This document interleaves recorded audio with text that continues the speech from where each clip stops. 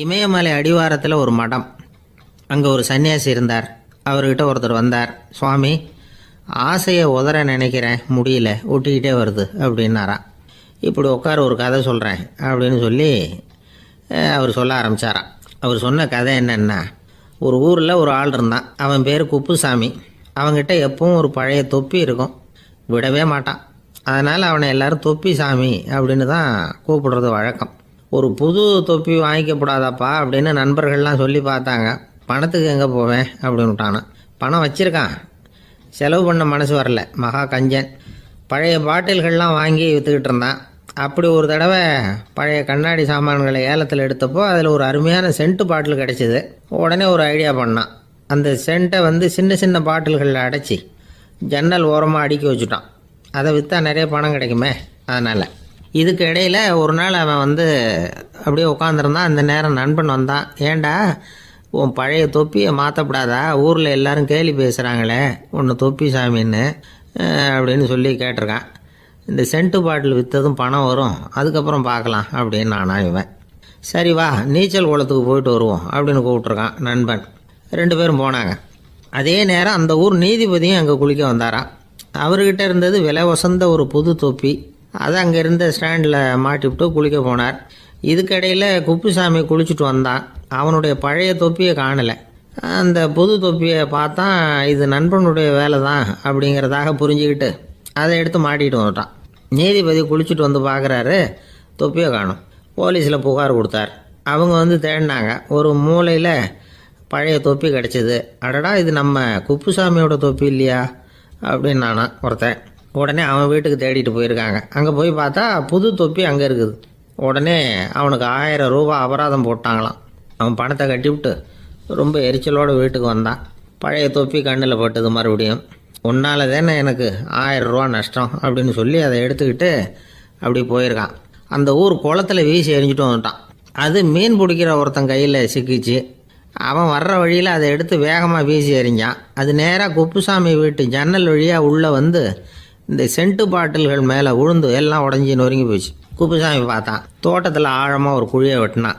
அந்த தொப்பியை போட்டான், மூடிவிட்டான். இதை அடுத்த வீட்டுக்காரன் பார்த்தான். ஏதோ புதையல் தான் வச்சுருக்கான் போல இருக்குன்னு நினச்சான். போலீஸில் போய் புகார் கொடுத்துட்டான். மறுபடியும் போலீஸ் குழியை தோண்டினாங்க. பழைய தொப்பி மறுபடியும் வெளியில் வந்தது. எல்லோரும் சிரிக்கிறாங்க. அன்னைக்கு ராத்திரியே அந்த தொப்பியை எடுத்துக்கிட்டு நேராக புறப்பட்டான். ஒரு கல்லில் அதை சேர்த்து கட்டி குடிநீர் தொட்டி இருக்கும்ல, அதில் போட்டுட்டு வந்துட்டான். இனிமேல் என்ன பண்ணும் பார்ப்போன்னு. ஒரு நாள் திடீர்னு குழாயெல்லாம் அடைப்பட்டு போச்சு. மாநகராட்சி அலுவலர்கள் என்னன்னு பார்த்தா அந்த பழைய தொப்பி குழாயை அடைச்சிக்கிட்டு இருக்குது. இது குப்புசாமியோட தொப்பிங்கிறது தான் எல்லாருக்கும் தெரியுமே. உடனே குடிநீரை பாழாக்கணத்துக்காக குப்புசாமிக்கு கோர்ட்டு 2500 ரூபா அபராதம் போட்டுவிட்டுது. அதையும் கட்டிவிட்டு வெளில வந்தான். கடைசியாக முடிவு பண்ணான். ஒரு நெருப்பு குச்சியை கிழிச்சான். தொப்பியை கொளுத்தினான். எரிஞ்சுது. எடுத்து வெளில எரிஞ்சான். கொஞ்ச நேரத்தில் தீ அணைப்பு படம் வந்துட்டுது. ஆமாம், இவன் எடுத்து எரிஞ்சது வெளியில் விழுந்து வீட்டு கூரையே பற்றிக்கிட்டு எரிய ஆரம்பிச்சுட்டுது. அவனோட பணத்தாசையும் அதோடு சேர்ந்து எரிஞ்சு போச்சான். இப்படி ஒரு கதை. இந்த கதையை சொல்லி முடித்தார் அந்த இமயமலை அடிவாரத்தில் இருந்த சன்னியாசி. இப்போ அந்த குப்புசாமி எங்கே இருக்கிறான்னு கேட்டார் எதிரில் இருந்தவர். இதோ உன் எதிரிலே இருக்கிறான், நான் தான் அந்த குப்புசாமி அப்படின்னாரான் அந்த சன்னியாசி. அந்த குப்புசாமி கிட்ட இருந்தது மாதிரி ஒரு பழைய தொப்பி நம்ம ஒவ்வொருத்தர்கிட்டையும் உண்டு. அதை எப்படி தொலைக்கிறதுன்னு தெரியாமல் தடுமாறிக்கிட்டு இருக்கிறோம். அது என்ன தொப்பிங்கிறீங்களா? அதுதான் நம்மை சூழ்ந்திருக்கிற மாயை அப்படிங்கிறார் சுவாமி சின்மயானந்தர். மெய்ஞானம் கிடைக்கிறப்போ மாயை எரிஞ்சு போகும் அப்படிங்கிறது அவருடைய கருத்து. நம்மால் ஒருத்தர் வேகமாக ஓடி வந்தார். காலில் மாட்டியிருந்த பழைய செருப்பு 2 ஆவேசமாக தூக்கி ஒரு கிணத்துல போட்டுட்டு வெறுங்காலோடு நடந்து வந்துக்கிட்டு இருக்கிறார். ஏன் அப்படி பண்ணீங்க அப்படின்னு கேட்டோம். அந்த செருப்புக்கு சொந்தக்காரன் பின்னாடி வந்துக்கிட்டு இருக்கிறான், அதனால் அப்படி பண்ணேன் அப்படிங்கிறார் இவர். ஒருத்தர் மனசில் நிம்மதி இல்லாமல் உட்காந்துருந்தார். என்ன சார் விஷயம் அப்படின்னு விசாரித்தேன். அகலக்கால் வச்சுட்டேன், அதுதான் அவதிப்படுறேன்னார். விவரமாக சொல்லுங்கன்னு. வீடு கட்டணும்னு ஆரம்பித்தேன், வேலை பாதியிலேயே நிற்கிது, கையில் பணம் இல்லை அப்படின்னார். இது மாதிரி ஆசாமிகள் பல பேரை நீங்கள் பார்த்துருக்கலாம். இவங்கெல்லாம் சுலபமாக மன அழுத்தத்துக்கு ஆளாயிடுறாங்க. மன உளைச்சல், அதாவது ஸ்ட்ரெஸ் அப்படின்னு சொல்கிறோமே, அதுக்கு அடிப்படையான சில காரணங்கள் உண்டு. அதாவது மிகையாக திட்டமிடுதல் அப்படிங்கிறதும் ஒரு முக்கியமான காரணம். நடைமுறை சாத்தியம் என்னங்கிறத மனசில் வச்சுக்கிட்டு எந்த திட்டத்தையும் தீட்டணும், அப்போ தான் அது சரியாக வரும். ரெண்டாவது காரணம் என்ன தெரியுமா? ஒரே நேரத்தில் பல்வேறு செயல்களில் ஈடுபடுறது. தொலைபேசியில் பேசிக்கிட்டே கையில் இருக்கிற கடிதத்தை படிச்சுக்கிட்டே எதிரில் உட்காந்துக்கிட்டு இருக்கிறவருக்கும் அப்பப்போ பதில் சொல்லிக்கிட்டு மனசில் பல்வேறு சிந்தனைகளை அப்படியே ஓட விட்டுக்கிட்டு இருக்கிறது, இதுவும் மன அழுத்தத்தை உண்டாக்குது. மூணாவது காரணம், எதிலேயும் வெற்றி மட்டும் எதிர்பார்க்குற ஒருதலைப்பட்சமான ஆர்வம். நாம் தொட்டதெல்லாம் வெற்றியாகவே முடியணும் அப்படின்னு எதிர்பார்க்குறவங்க ஏதாவது ஒன்றில் தோல்வியை கண்டா தோண்டு போயிடுறாங்க. எப்படியும் முடியலாம்ங்கிற எண்ணம் ஏற்கனவே நமக்குள்ளே இருந்துட்டுதுன்னா அந்த அவஸ்தை வராது. அதனால் அதுவும் நம்ம வளர்த்து கொள்ள வேண்டிய ஒரு குணம். மன உளைச்சல் ஏற்படுறதுக்கு இன்னொரு காரணம், எதையும் வேகமாக செஞ்சுடணும் அப்படிங்கிற துடிப்பு. அந்த துடிப்பே மனசை அழுத்த ஆரம்பிச்சிடும். எந்த ஒரு காரியத்திலையும் தாமதமோ இடையூறோ ஏற்பட்டால் அதை பொறுத்துக்கிற மனப்போக்கம் வேணும். அது இல்லாதவங்க அழுத்தத்துக்கு ஆளாயிடுறாங்க. சில பேர் வேலைன்னு எந்த நேரம் பார்த்தாலும் வேலையே கதின்னு கிடப்பாங்க. பொழுதுபோக்குக்கோ உடற்பயிற்சிக்கோ குடும்பத்தில் உள்ளவங்க அல்லது நண்பர்கள் கூட கலந்துரையாடவோ கொஞ்சம் கூட நேரம் ஒதுக்க மாட்டாங்க. இந்த சுபாவம் மன அழுத்தத்தை உண்டு பண்ணும். இதையெல்லாம் புரிஞ்சுக்கிட்டு அதிலிருந்து விடுபடுறது எப்படின்னு யோசிக்கணும். வல்லுநர்கள் இது தொடர்பாக சில யோசனைகளை சொல்லி வச்சிருக்கிறாங்க.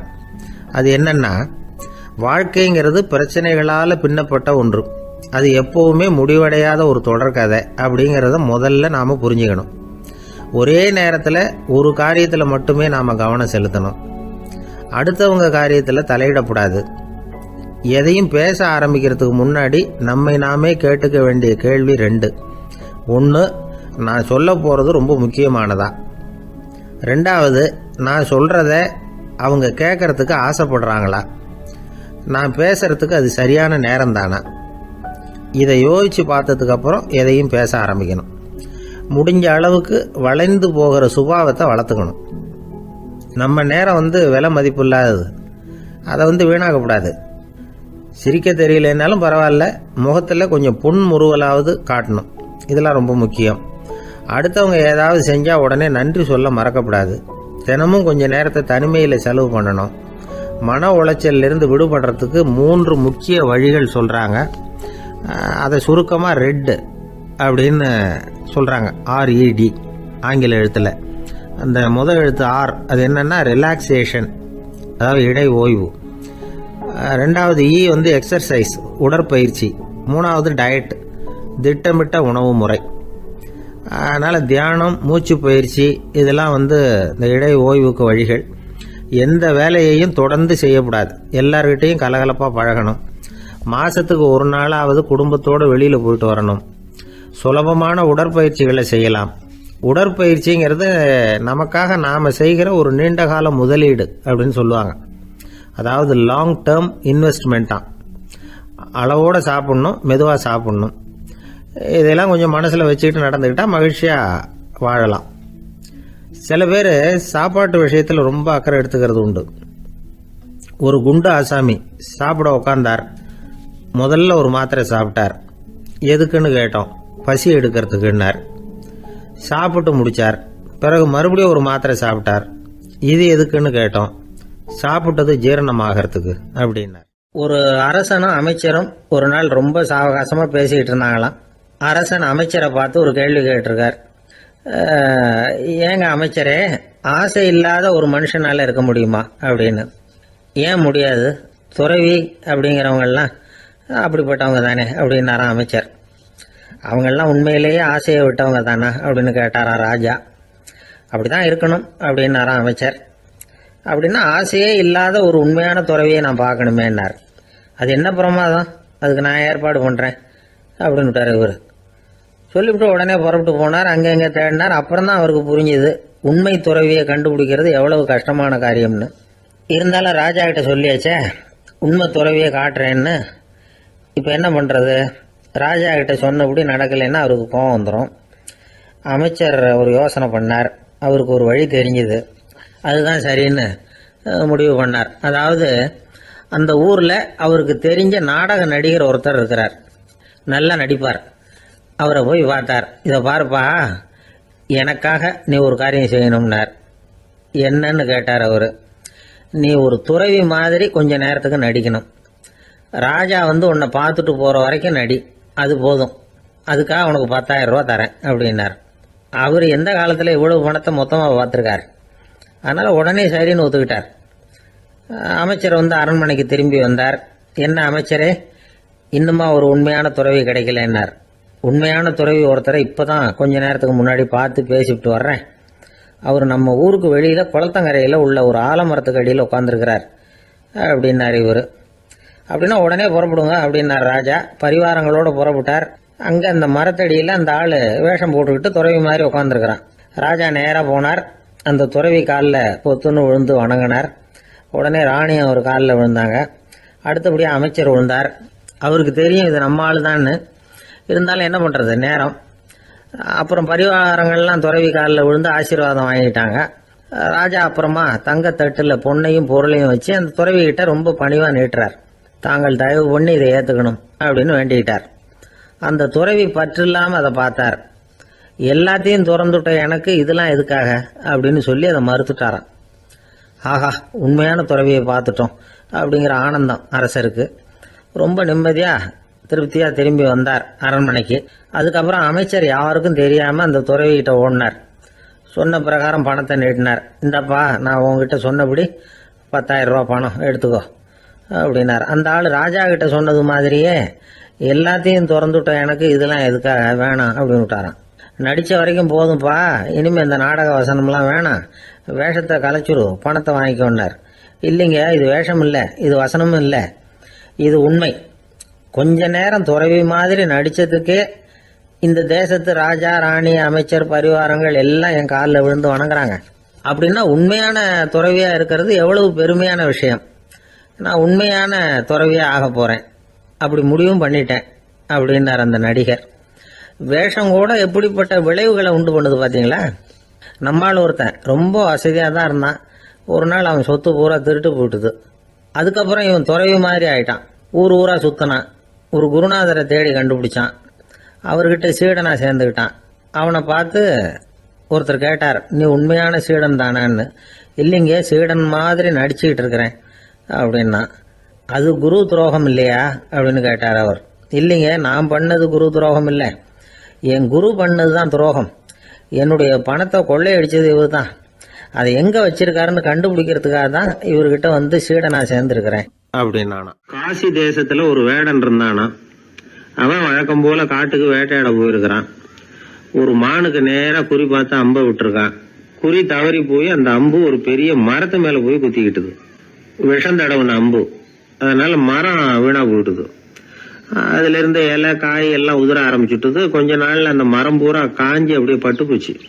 அந்த மரத்துல ஒரு பொந்து, அதுல ஒரு கிளி ரொம்ப காலமா இருந்துகிட்டு இருக்குது. அந்த மரம் நல்லபடியா வளமா இருந்த காலத்துல நிறைய பறவைகள் அதுல தங்கி இருந்தது.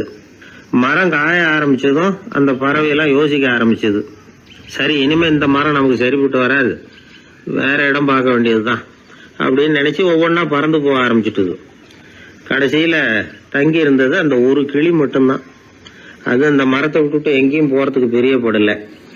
ஏன்னா அதுக்கு அந்த மரத்து மேல அவ்வளவு அன்பு. இறை தேடுறதுக்கு கூட அந்த கிளி வெளியே போறதில்ல. சாப்பிடாம இருந்தா உடம்பு என்னத்துக்கு ஆகும். கிளி ரொம்ப வாடி போயிட்டுது. சத்தம் போட்டு கத்த கூட அதால முடியல. அந்த கிளி இப்படி நடந்துக்கிறது தேவலோகத்துல இருந்த இந்திரனுக்கே ரொம்ப ஆச்சரியமா இருந்துதான். நேரில் போய் அந்த கிளியை பார்த்துட்டு வந்தா தேவையில்லைன்னு தோணுச்சு அவனுக்கு. உடனே தேவலோகத்தில இருந்து புறப்பட்டு பூலோகத்துக்கு சேர்ந்தான் இந்திரன். ஒரு சாதாரண மனுஷன் மாதிரி அந்த கிளிக்கு முன்னாடி போய் நின்னான். ஏ கிளியே, உனக்கு என்ன பைத்தியமா? இந்த மரத்துல இலையும் இல்ல, காயும் இல்ல, கிளையெல்லாம் காஞ்சி போய் எப்போ ஒடிஞ்சு விழலாம்னு நேரம் பார்த்துக்கிட்டு இருக்குது. நீ இன்னமும் இதையே கட்டிக்கிட்டு அழுதுகிட்டு இருக்கிறிய. உன் கூட இருந்த மற்ற பறவைகள்லாம் பாத்தியா? இதே காட்டுல உள்ள செழிப்பான மரங்கள்ல போய் கூடு கட்டிக்கிட்டு சுகமா இருந்துகிட்டு இருக்கு. நீ மட்டும் ஏன் இப்படி கஷ்டப்படணும் அப்படின்னு கேட்டான் இந்திரன். கிளியை சும்மா சோதிக்கிறதுக்காக தான் அப்படி கேட்டிருக்கான். அந்த கிளிக்கு தவ வலிமை அதிகம். அதனால வந்திருக்கிறது இந்திரன் தாங்கிறது அதுக்கு புரிஞ்சு போச்சு. தேவேந்திரா, நான் இந்த மரத்துலதான் பிறந்தேன், வளர்ந்தேன். சின்ன வயசுல இருந்து என்னை வளர்த்து காப்பாத்தி ஆளாக்குனது இந்த மரம் தான். எனக்கு பசி எடுத்தப்போ பழம் கொடுத்தது இந்த மரம் தான். எனக்கு ஆபத்து வந்தப்போ அடைக்கலம் கொடுத்தது இந்த மரம் தான். இப்ப இந்த மரம் கஷ்ட திசையில இருக்குது. இந்த நேரத்துல நான் மட்டும் நல்லா இருந்தா போதும்னு நினைக்கலாமா? அது சுயநலம் இல்லையா? இப்படி இது துன்பப்படுற காலத்துல நானும் இது கூட இருந்து துன்பத்தை சகிச்சுக்கிறது தான் நியாயம். உதவி செஞ்சவங்களை உதறி தள்ளுறது நல்லது இல்லைங்கிறது உங்களுக்கே தெரியும். என்னோட நல்ல விரதத்தை குலைக்கிறது மாதிரி அல்லவா இருக்குது நீங்க சொல்றது. தேவர்களுக்கு ஏற்படுற சந்தேகங்களையே தீர்த்து வைக்கக்கூடிய நிலைமையில இருக்கிற நீங்க எனக்கு இப்படி உபதேசம் பண்ணலாமா அப்படின்னு கேட்டுதான் கிளி. இந்திரனுக்கு ரொம்ப மகிழ்ச்சி. இத கேட்டதும் கிளியே, நண்பர்கள்னா உன்ன மாதிரி இருக்கணும். பொதுவா ஒருத்தர் நல்லா இருக்கிறப்போ அவரை சுத்தி நிறைய பேர் இருப்பாங்க. அவர் கொஞ்சம் வீணா போயிட்டா அத்தனை பேரும் ஓடி போடுவாங்க. நீ அது மாதிரி இல்ல, சுகத்தையும் துக்கத்தையும் சமமா எடுத்துக்கிட்ட. உன்னை பாராட்டுறேன். உனக்கு விருப்பமான வரம் ஏதாவது கேளு தரேன் அப்படின்னாராம் இந்திரன். கிளி என்ன வரம் கேட்டது தெரியுமா? இந்த மரம் மறுபடியும் முன்னாடி இருந்தது மாதிரியே இலை பூ கனிகளோட செழிப்பா இருக்கணும் அப்படின்னு கேட்டுக்கிட்டுதான். அப்படியே தந்தேன்னாரு இந்திரன். அடுத்த வினாடியே மரம் முன்னாடி இருந்ததை விட செழிப்பா பூத்து குலுங்க ஆரம்பிச்சுட்டுது. அந்த கிளியும் ரொம்ப நாள் சந்தோஷமா வாழ்ந்துட்டு அதுக்கப்புறம் இந்திரலோகம் போய் சேர்ந்துதான். மகாபாரதத்துல பீஷ்மர் தர்மருக்கு இந்த கதையை சொல்றார். மற்றவர்கள் துன்பப்படுறப்போ இந்த கிளி மாதிரி எவன் பரிவு கொள்றானோ அவன் மேன்மை அடையறது நிச்சயம் அப்படின்னு அவர் சொல்றார். சரி, அந்த கதையை இந்த சமயத்துல எதுக்கு சொல்லணும் அப்படின்னா, வயசான காலத்துல அம்மா அப்பாவை கவனிக்காத பிள்ளைங்க காதல இது விழட்டுமேங்கிறதுக்காக தான். மத்தவங்க துன்பப்படுறப்போ பரிவு காட்டினாலே அந்த அளவுக்கு மேன்மை கிடைக்கும்னா, பெத்தவங்க துன்பப்படுறப்போ பரிவு காட்டினா எந்த அளவுக்கு மேன்மைங்கிறத நினைச்சு பார்க்கணும். ஒரு வயசான அப்பா தன்னோட பிள்ளைய பத்தி ரொம்ப மெச்சுக்கிட்டார். என் பிள்ளை எப்பவும் புத்திசாலித்தனமா குடும்பம் நடத்துறான். அவன் சம்சாரம் கோவிச்சுக்கிட்டு பிறந்த வீட்டுக்கு போற அளவுக்கு அவன் நடந்துகிட்டதே இல்லை அப்படின்னார். அப்படிங்களான்னு கேட்டோம் ஆச்சரியமா. ஆமாங்க, ஏன்னா இவனே அவங்க வீட்டுக்கு போய் வீட்டோட மாப்பிள்ளையா தங்கிக்கிட்டான் அப்படின்னார். இவெல்லாம் எந்த காலத்துல அப்பா அம்மாவை காப்பாத்து. ஒரு வயசான அம்மா ஒரு நாள் ஃபோன் பண்ணாங்க. ஐயா, நான் இந்த தகவல் நிகழ்ச்சியை தினமும் கேட்குறேன், உங்ககிட்ட ஒரு கேள்வி கேட்கணும் அப்படின்னாங்க. என்னங்க அப்படின்னோம். எனக்கு சொந்தமாக ஒரு நல்ல வீடு இருக்குது, வேணுங்கிற அளவுக்கு பணமும் இருக்குது, கணவரும் ரொம்ப நல்லவர், ரிட்டையர் ஆகி வீட்டில் தான் இருக்கிறார், பிள்ளைங்கள்லாம் பெரிய பெரிய உத்தியோகத்தில் இருக்கிறாங்க, அதில் ஒருத்தன் ஐஏஎஸ்ஸு, பணம்லாம் கூட நிறைய கொண்டாந்து கொடுக்குறாங்க. அப்படி இருந்தும் என் மனசில் நிம்மதி இல்லை, வாழ்க்கையில் ஒரு நிறைவு இல்லை அப்படின்னாங்க. ஏன்னு கேட்டோம். அதைத்தான் நான் உங்களை கேட்குறேன், ஏன் அப்படி அப்படின்னு திருப்பி கேட்குறாங்க. எங்களுக்கு ஒன்றும் புரியல. கொஞ்ச நேரம் குழம்பி போயிட்டோம். இருந்தாலும் அதை அவங்கக்கிட்ட காட்டிக்காமல் கொஞ்சம் சாமர்த்தியமாக, ஏம்மா உங்கள் மனசில் நீங்கள் ஏதோ ஒன்று எதிர்பார்க்குறீங்க, அது நிறைவேறலை அப்படி தானே அப்படின்னு கேட்டோம். ஆமாம் அப்படின்னாங்க. அதுக்கப்புறம் அவங்கக்கிட்ட கொஞ்சம் மனம் விட்டு பேசுகிறப்போ தானாக விஷயம் வெளியில் வந்தது. அதாவது அவங்க பிள்ளைங்க பெரிய பெரிய உத்தியோகத்தில் இருக்கிறதுனால அவசரமாக பார்த்துட்டு ஓடுறாங்களாம். ஆசையாக அம்மான்னு கூப்பிட்டுக்கிட்டு கிட்ட உட்காந்து கொஞ்ச நேரமாவது என்கிட்ட பேசினா தானே என் மனசு கொஞ்சம் நிம்மதியாக இருக்கும். அது அவங்களுக்கு தெரிய மாட்டேங்குதே அப்படிங்கிறாங்க. இதுதான் அவங்களுடைய ஏக்கம். இந்த ஏக்கம் அந்த தாயின் மனசில் இருந்துக்கிட்டு இருக்குது. இப்படி மகனுடைய அன்புக்காக மட்டுமே ஏங்குற தாய்மார்கள் பல பேர் இருக்கிறாங்க இந்த உலகத்தில். இதை நினைக்கிறப்போ ஒரு வெளிநாட்டு நாடோடி கதை ஞாபகத்தில் வருது. அதாவது கடவுள் படைப்பு தொழிலில் ரொம்ப மும்முரமாக ஈடுபட்டுக்கிட்டு இருந்தாராம். மீன்களை படைச்சாராம், பறவைகளை படைச்சாராம், விலங்குகளை படைச்சாராம். அவருக்கு திருப்தி ஏற்படலை. அதுக்கப்புறம் மனிதர்களை படைச்சிருக்கிறார். அப்பவும் அவருக்கு மன நிறைவு ஏற்படலையாம். கடைசியாக தன்னுடைய சக்தி முழுசையும் பயன்படுத்தி குறையே இல்லாத அளவுக்கு ஒரு படைப்பை உருவாக்கினாராம். அந்த உன்னதமான ஒரு படைப்பு அதுதான் பெண், அதாவது தாய். இப்படி உருவாக்கி எல்லாரையும் இந்த உலகத்தில் விட்டுவிட்டாராம். அதுக்கப்புறம் கொஞ்ச காலம் கழித்து தன்னுடைய தேவியை அழைச்சிக்கிட்டு இந்த பூலோகத்துக்கு வந்திருக்கிறார். தன்னுடைய குறையில்லாத படைப்பாகிய பெண்ணை பார்த்தாராம். ஏம்மா, உனக்கு இன்னும் ஏதாவது குறை இருந்தால் சொல்லு, அதையும் நிவர்த்தி பண்ணி விடுறேன் அப்படின்னாராம். அந்த அம்மா பார்த்துருக்காங்க. சுவாமி, எனக்கு நீங்கள் கொடுத்துருக்கிறது 2 கை, என்னுடைய பிள்ளைகளுக்கு சேவை செய்கிறதுக்கு இந்த 2 கை பத்தலை, அதனால் இன்னும் ஒரு 2 கை கொடுத்தா தேவலை அப்படின்னாங்களாம். கடவுள் பார்த்தார். அதனால் என்ன, அப்படியே செஞ்சு விடலாம், இதோ அதுக்கான வரம் கொடுத்துட்டேன் அப்படின்னார். அந்த அம்மாவுக்கு இப்போ 4 கை ஆகிட்டுது. 4 கையாலேயும் குழந்தைகளுக்கு சேவை செய்ய ஆரம்பிச்சுட்டாங்க. கடவுள் திருப்தியாக திரும்பி போனார். அதுக்கப்புறம் கொஞ்ச காலம் கழித்து மறுபடியும் திரும்பி வந்தார் தேவியோட. பெண்ணை பார்த்தார். இப்போ என்னம்மா சந்தோஷந்தானே அப்படின்னாராம். அதுக்கு அந்த அம்மா, சந்தோஷந்தான், இருந்தாலும் இப்போ எனக்கு இருக்கிற 2 காலும் போதில்லை, இன்னும் ஒரு 2 கால் இருந்தால் தேவையில்லை, நிறைய ஓடி ஆடி பிள்ளைகளுக்காக வேலை செய்ய வேண்டியிருக்குது அப்படின்னு நாங்களாம். சரின்னு சொல்லி 4 கால் இருக்கிறது மாதிரி செஞ்சுட்டு போயிட்டார் கடவுள். மறுபடியும் கொஞ்ச நாள் கழித்து தேவி சொன்னாங்க கடவுள்கிட்ட, நீங்கள் என்ன தான் முயற்சி பண்ணினாலும் முழுமையான ஒரு படைப்பை உங்களால் உருவாக்க முடியாது, அப்படி தான் நான் நினைக்கிறேன் அப்படின்னாங்களாம். அப்படியா சொல்கிறேன், வா அந்த பொண்ணை பார்த்துட்டு வருவோம் அப்படின்னு புறப்பட்டு இங்கே வந்தாங்களாம். இங்கே வந்து பார்த்தா 4 கால் 4 கையோடு அந்த பொண்ணு ஒரு செவுத்தில் சாஞ்சி உட்காந்து அழுதுகிட்டு இருக்குது. இப்போ தேவி அந்த பொண்ணை சுட்டி காட்டி கடவுள்கிட்ட கேட்டாங்களாம், ஏங்க நீங்கள் அந்த பொண்ணுக்கு கையை கொடுத்தீங்க காலை கொடுத்தீங்க, சரி, அந்த கண்ணீரையும் எதுக்காக கொடுத்தீங்க அப்படின்னு கேட்டாங்களாம். அதுக்கு கடவுள் சொன்னாராம், கையை கொடுத்தது நான் தான், காலை கொடுத்தது நான் தான், ஆனால் அந்த கண்ணீரை கொடுத்தது நான் இல்லை, அதை கொடுத்தது அந்த அம்மாவோட பிள்ளைங்க அப்படின்னாராம். இன்றைக்கும் அப்படித்தான் பல பிள்ளைங்க அவங்க அம்மாவுக்கு கண்ணீரை தான் கொடுத்துக்கிட்டு இருக்கிறாங்க. அம்மாவை மதிக்கிற பிள்ளைங்க தான் இன்றைக்கி நல்லபடியாக இருக்கிறாங்கங்கிறது அவங்களுக்கு தெரியறதில்ல. இந்த காலத்து பிள்ளையாண்டான் ஒருத்தன் அவங்க அம்மாக்கிட்டேயும் நல்ல பிள்ளையாக நடந்துக்குவான், மனைவிக்கிட்டேயும் நல்ல கணவனாக நடந்துக்குவான், ரொம்ப சாமர்த்தியம்.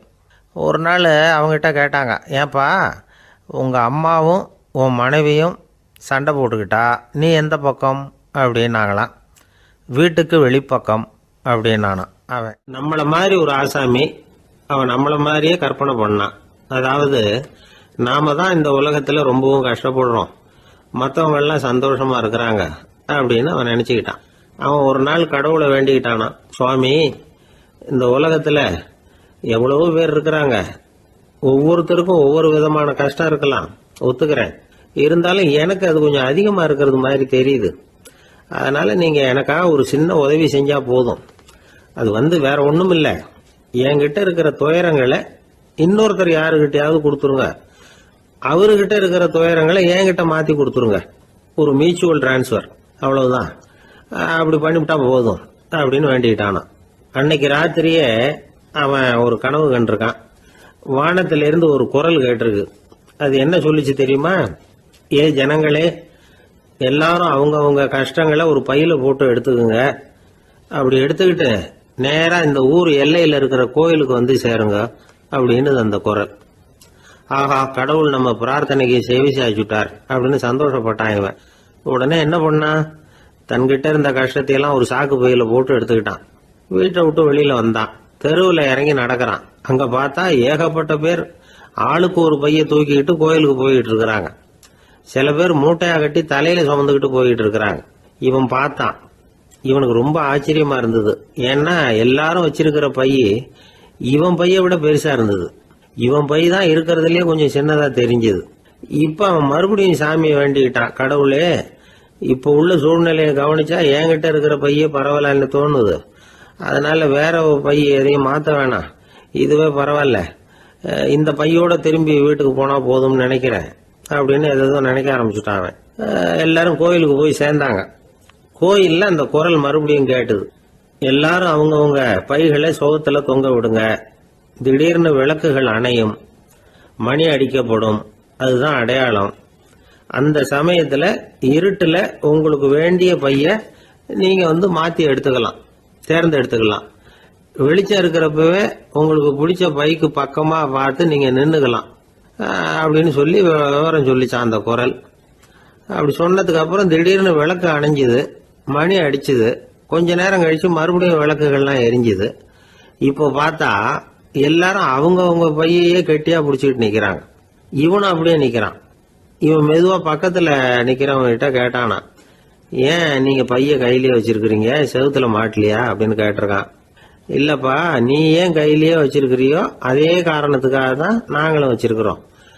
நம்ம கவலைகளை பத்தி நமக்கு ஓரளவுக்காவது தெரியும், ஆனா மற்றவங்க கவலைகள் நமக்கு பரிச்சயம் இல்லாதவை, பழக்கம் இல்லாதது.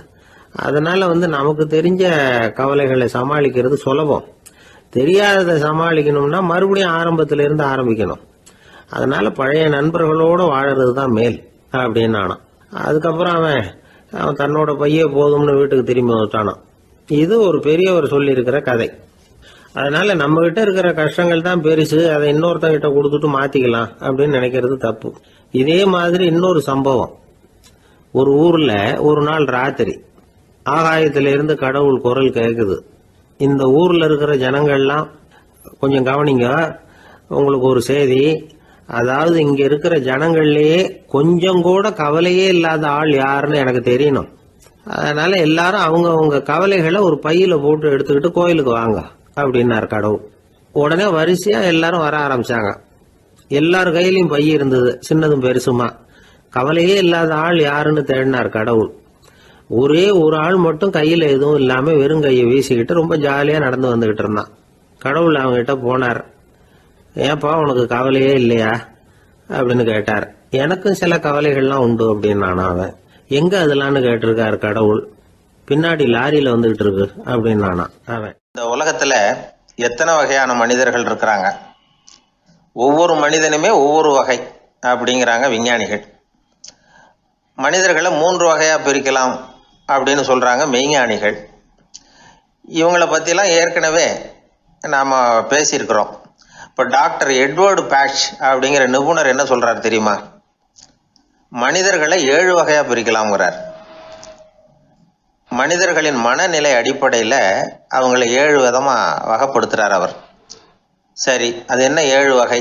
முதல் வகை என்னன்னா பயந்த குணம் உள்ளவங்க. சார் ரொம்ப பயந்த சுபாவம், வீட்டில் கூட வாயே திறக்க மாட்டார், சாப்பிட போறப்ப மட்டும்தான் கொஞ்சம் வாயை திறப்பார், அப்புறம் மூடிக்குவார் அப்படின்னு சில பேரை பற்றி நாம் பேசிக்கிறது உண்டு. இவங்கெல்லாம் இந்த வகை, அதாவது பயந்த குணம் உள்ளவர்கள் அப்படிங்கிற முதல் வகை. சரி, 2வது வகை என்னன்னா சஞ்சலப்படுகிறவர்கள். எதுக்கு எடுத்தாலும் கலக்கம், குழப்பம், இப்படியே காலம் தள்ளிட்டு இருப்பாங்க. பல பேர் பார்த்துருப்பீங்க. அவங்கெல்லாம் இந்த வகை. 3வது வகை என்னன்னா யதார்த்த உலகை மறந்து கற்பனை உலகத்திலேயே மிதக்கிறவங்க. இளைஞர்கள், கவிஞர்கள், இப்படி பல பேர் இருக்கிறாங்க. எப்போ பார்த்தாலும் கற்பனை உலகத்திலேயே மிதந்துக்கிட்டு இருப்பாங்க. கிட்டத்தில் போய் என்னங்க ஒரு மாதிரியா இருக்கிறீங்க அப்படின்னு கேட்டு பாருங்க, அவங்களெல்லாம் ஏதோ ஒரு அற்ப புழுவை பார்க்கறது மாதிரி அவங்கள பார்ப்பாங்க. அதுவும் அந்த வானத்து நிலாவை பாருங்கள், அது என்னை வா வான்னு கூப்பிடுது, எனக்கு சீக்கிரத்தில் ஒரு நாள் சிறகுகள் முளைக்கும், சிறகடித்து வானத்தில் பறந்து போவேன், அந்த செல்ல நிலாவை கொஞ்சிவிட்டு வருவேன், இப்படிலாம் பேசிக்கிட்டு இருப்பாங்க. கொஞ்சிறது அப்புறம் இருக்கட்டும், இப்போ கஞ்சிக்கு வழியே பாருப்பா அப்படின்னா அதை காதில் வாங்க மாட்டாங்க. நாம் ஏதோ இந்த உலகத்தை அனுபவிக்க தெரியாதவர்கள் மாதிரி நம்மளை அவங்க கவனிப்பாங்க. இப்படி ஒரு ரகம். 4வது வகை மனிதர்கள் எப்படின்னா, இவங்க தனிமை உணர்வு மிக்கவர்கள். இவங்க மற்றவங்களோட இயல்பாக நெருங்கி பழகிறதில்ல, தான் உண்டு தன்னுடைய வேலை உண்டுன்னு இருந்துட்டு போகிறவங்க. அடுத்த வீட்டில் இருக்கிறவர் யார் அப்படின்னு கேட்டால் கூட அடுத்த வீடுன்னு ஒன்று இருக்கா அப்படிங்கிறது மாதிரி நம்ம முகத்தை பார்ப்பாங்க. அவங்ககிட்ட மேற்கொண்டு நாம் என்னத்தை பேச முடியும்? இப்படி ஒரு வகை. 5வது வகை மனிதர்கள் எப்படின்னா, இவங்க மற்றவங்க செல்வாக்குக்கு உட்பட மறுப்பவர்கள். அடுத்தவங்களோட செல்வாக்குக்கு இவங்க ஆட்படுறதில்ல. நான் யார் தெரியுமான்னு கேட்டால் அதை தெரிஞ்சுட்டு எனக்கு என்ன ஆக போகுதும்பாங்க.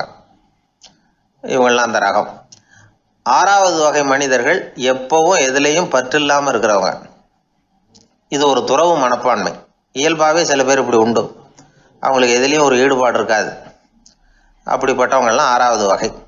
7வது வகை மனிதர்கள் மற்றவங்க கவலையை தன்னுடையதாக ஆக்கிக்கிட்டு கவலைப்படுறவங்க. இவங்கெல்லாம் மகாத்மாக்கள். தாம் வேறு அடுத்தவங்க வேறு அப்படிங்கிற எண்ணம் இவங்களுக்கு வர்றதில்லை. அதனால் அடுத்தவங்களுக்கு ஒரு துன்பம் வந்ததுன்னா இவங்களால சும்மா இருக்க முடியறதில்ல. ஆக கூடி இப்படி 7 விதமான மனிதர்களை அடையாளம் காட்டுறார் அந்த நிபுணர். இதில் நாம் எந்த வகையில் வர்றோம் அப்படிங்கிறத நாம தான் அடையாளம் கண்டுபிடிக்கணும். எனக்கு தெரிஞ்ச ஒரு மனிதர் உண்டு. அவர் ஒரு வித்தியாசமான வகை. எதையும் நடைமுறை சாத்தியமாக சிந்திக்கிறவர். எப்பவும் அடுத்தவங்களும் நல்லா இருக்கணும், நாமும் நல்லா இருக்கணும் அப்படின்னு ஆசைப்படுறவர். அவருக்கு ஒரு சமயம் திடீர்னு உடம்பு சுகம் இல்லாமல் போயிட்டுது. டாக்டர்கிட்ட போனார், பணம் கொடுத்தார், வைத்தியம் பார்த்துக்கிட்டார். அவர் எழுதி கொடுத்த மருந்து சீட்டை வாங்கினார். ஒரு மருந்து கடைக்கு போனார், பணம் கொடுத்தார், மருந்து வாங்கினார். அதை எடுத்துகிட்டு வீட்டுக்கு வந்தார். அதுக்கப்புறம் அந்த மருந்து அவர் சாப்பிடணும்ல, சாப்பிடவே இல்லை, அப்படியே சும்மா வச்சுட்டார். அவரை பார்த்து கேட்டேன், ஏன் சார் இப்படி பண்ணுறீங்க, வீண் செலவு தானே இது, நீங்கள் ஏன் டாக்டர்கிட்ட போய் பணம் செலவு பண்ணினீங்கன்னு கேட்டேன். அவர் சொன்னார், டாக்டர் வாழணும் இல்லையா, அதனால தான் அப்படின்னார். சரி, அப்புறம் ஏன் மருந்து வாங்கினீங்க அப்படின்னு கேட்டேன். மருந்து கடைக்காரர் வாழணும் இல்லையா, அதனால தான் அப்படின்னார். சரி, அப்புறம் ஏன் வாங்கின மருந்து சாப்பிடாம வச்சுட்டீங்க அப்படின்னதுக்கு, நான் வாழணும் இல்லையா அதனால தான் அப்படின்னார். இவர் வாழ்க்கையை புரிஞ்சுக்கிட்டவர். இப்படி வாழ்க்கையை புரிந்து கொண்டு வாழ தெரிஞ்சுக்கணும். எந்த வகை மனிதர் நாம் அப்படிங்கிறத புரிஞ்சுக்கிட்டு வாழ்ந்தோம்னா வாழ்க்கையில் வெற்றி நிச்சயம். ஒரு அம்மா தெருவில் உட்காந்து என்னத்தையோ தேடிட்டு இருக்கிறாங்க. அந்த அம்மா ஒரு சுஃபி ஞானி. அவங்க பேர் என்னன்னா ரபியா அல் அடாவியா. அந்த அம்மாவுக்கு கண் கூட தெளிவாக தெரியாது. அந்த பக்கமாக வந்த சில பேர் இவங்களுக்கு உதவி செய்கிறதுக்காக வந்தாங்க. என்ன தேடிட்டு இருக்கிறீங்க அப்படின்னு கேட்டாங்க. இதுக்கு அந்த அம்மா, அந்த கேள்வி அவ்வளோ முக்கியத்துவம் இல்லை, நான் தேடிட்டு இருக்கிறேன், உங்களால் முடிஞ்சால் எனக்கு உதவி பண்ணலாம் அப்படின்னாங்களாம். உதவி செய்ய வந்தவங்களுக்கு ஆச்சரியம். எதை தேடுறோங்கிறது தெரியாமல் இப்படி ஏன் நேரத்தை செலவழிக்கிறீங்க, நாங்கள் எப்படி உங்களுக்கு உதவ முடியும், எங்களுக்கு ஒன்றும் புரியலையே அப்படின்ட்டுருக்காங்க. சரி, உங்களை திருப்தி பண்ணுறதுக்காக சொல்கிறேன், ஒரு குண்டூசி தொலைஞ்சி போச்சு, அதை தேடுறேன் அப்படின்னாங்களாம் அந்த அம்மா. அதுக்கப்புறம் இவங்களும் சேர்ந்து தேட ஆரம்பிச்சிட்டாங்க. கொஞ்ச நேரம் ஆச்சு, ஒன்றும் கிடைக்கல. உதவி செய்ய வந்தவங்களும் அழுத்து போட்டாங்க. அப்புறம் கேட்டாங்க, இதை பாருங்கம்மா, இது ரொம்பவும் பெரிய தெரு, அகலமான தெரு, அதனால் குறிப்பாக நீங்கள் எந்த இடத்துல அந்த குண்டூசியை தொலைச்சிங்க அதை சொல்ல முடியுமான்னாங்களாம்.